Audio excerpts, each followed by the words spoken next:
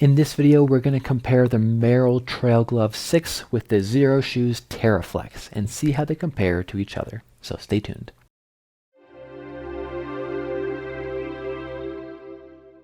Alright, we're going to run through our shot test as we always do, and we're going to see how these two stack up against each other. So first things first, our stack height on the Trail Glove 6 is a little confusing, a little bit unclear honestly, even though I reached out to Merrell directly, which you've probably heard this story if you watched my other Trail Glove 6 videos, which you can find up here. They told me the stack height was 11.5 millimeters. They did not know if that included the 3 millimeter lugs or not. Comparing the stack and the feel of this shoe versus other shoes that I know are exactly 11.5 millimeters, i.e. the Mesa Trail, this is definitely a lot thicker. So I'm going to say, in my opinion, it does not include those 3 millimeter lugs. Therefore, the stack height of this guy is going to be 14.5 millimeters. If I find out differently, I'll put it down below in the description. But for now, we're calling this one 14.5. So that being said, if you remove the insole from the TerraFlex, it's sitting at 12 millimeter stack height, and that is including the lugs as well. So this one is a little bit smaller, a little bit thinner when it comes to stack height. Now where you really start to feel the difference is in actual flexibility.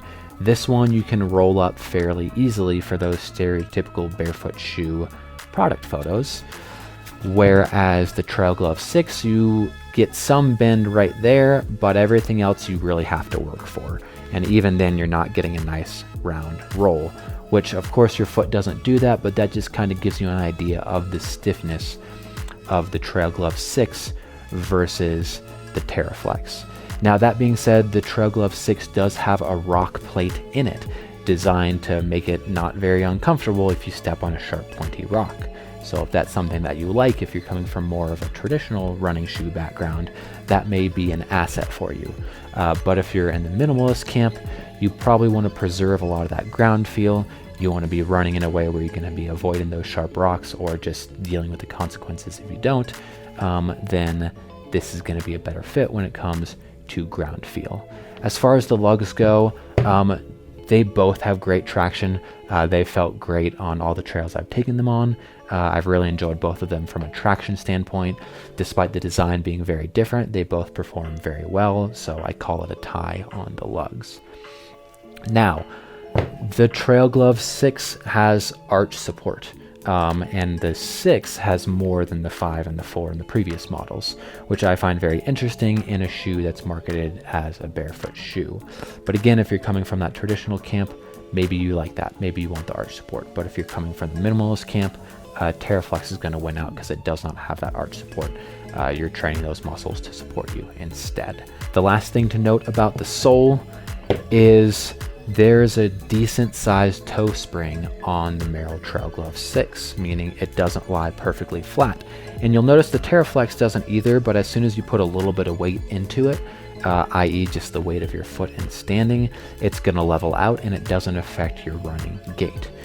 The Trail Glove 6, because of that rock plate, because of the stiffer sole, that toe spring tweaks your gait. And I tried my typical forefoot gait and my midfoot stride, and everything forced me to want to heel strike and rock into this to take advantage of that toe spring, because that's what toe spring is designed to do, is to allow you to rock over it. I did not like that at all, because either of those more minimalist style strides, either forefoot or midfoot, were hindered by this toe spring. It was very jarring for me because sometimes I'd hit and I'd rock forward, sometimes I'd hit and I'd rock back. Just not a fan of that toe spring at all. But again, if you're coming from the traditional background, maybe that's a good fit for you. Maybe you like the toe spring. Next, we have H for heel. Now, both of these are technically zero drop, meaning the thickness on the back of the shoe and the thickness on the front of the shoe are exactly the same. They don't have a pitch on them or a thick heel like a lot of running or trail shoes do. That being said, it's an interesting dynamic to think about when you do have a decent toe spring. The purpose of zero drop is for your foot to lie flat, but the toe spring is hindering that, so just keep that in mind. even though both of these are technically zero drop shoes. Real quick, if you're finding this video useful, please hit that subscribe button. It helps me to keep buying shoes and keep telling you all about them. Next, we have U for upper. Now here they differ actually a decent amount. They both breathe well. The Trail Glove 6, as the name implies, fits very nicely, very snugly like a glove around your foot. And I actually really like that feel in a trail shoe. It has some straps underneath to keep that tongue nice and tight. Then of course you adjust it accordingly as you need with the laces. But I really like that hugging feeling around the foot on a trail shoe, especially when you're running on any steep inclines, up or down, but especially side to side. If you're running slopes like this, I like how solid your foot is locked into the Trail Glove 6. The TerraFlex, it does have these Huarache style straps, which Xero is known for, so you can tweak that some. You can keep it very solid on your foot. I have no complaints of too much shifting, but there is a little bit more shift than you experience in the Trail Glove 6. That being said, again, the Trail Glove 6 is a glove feeling, whereas this feels more like a typical shoe, so it doesn't have that snug sock-like feel around your foot, but you can tighten it so it is comfortable and performs totally fine. The other thing to note is this has the little strap to help you get your shoe on.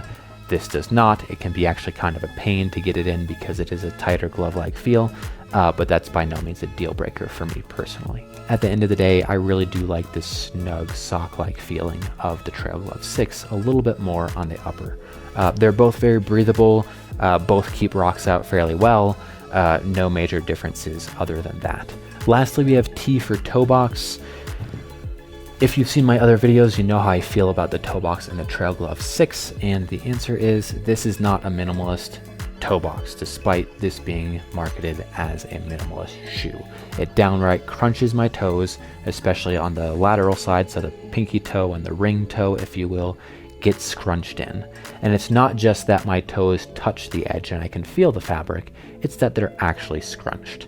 Whereas the TerraFlex has one of the widest toe boxes of a trail shoe that I've had, where I can do as much toe splay as I want, and it's very comfortable. There's plenty of room for my toes to wiggle, which is exactly what I like as a minimalist enthusiast. Okay, so now that you've seen the full shut test, you're probably asking yourself which is the better shoe, and I cannot answer that question for you. As you noticed, my emphasis is on minimalist shoes. This is my background, this is what I love doing, this is my world, this is my realm. This is marketed as a barefoot shoe, but in my opinion it absolutely is not a barefoot shoe, but that doesn't mean it isn't absolutely a terrific shoe if you're coming from the more traditional camp. So this may be a decent fit if you're looking to just have a more lightweight shoe and one that's zero drop, but you don't really care about the nitty-gritty details of minimalist running. This could be a good fit for that. The other case would be if you're wanting to transition to a minimalist shoe and you want to have an intermediate shoe, this could be a good fit. Personally, I prefer, instead of having a transitionary shoe, I prefer to have people go straight to a minimalist shoe and then transition by decreasing the miles and really focusing on changing your form and strengthening the musculature of the foot in an actual minimalist shoe. I find that a shoe like this, especially with something like the toe spring and the toe box, really limits your ability to change your gait into a more natural gait or a more barefoot gait. So I don't see the huge benefit in a transitioning shoe. But if that's what you're after, again, this will be a good fit. But I say in general, go for the minimalist shoe. Be very patient with yourself. Only wear it for small distances. Start out walking in it so your foot musculature and everything up the chain can start to adapt accordingly. Again, these are just my opinions, and I of course have the minimalist and barefoot bias, like I said. And I mainly want to do these toe-to-toe because these are marketed as a barefoot shoe, and in my opinion, they're not really. They're a good, lightweight, well-built, traditional shoe with a zero drop heel, which is a trend in the right direction by all means, but not a minimalist shoe at the end of the day, in my opinion. So thank you so much for watching this video. If you have any other questions about these shoes, feel free to drop them in the comments and I'll do my best to answer them. Also, don't forget to hit that subscribe button. It really helps out the channel so I can keep buying shoes like this and telling you all about them. Thanks again, and I'll see you next time.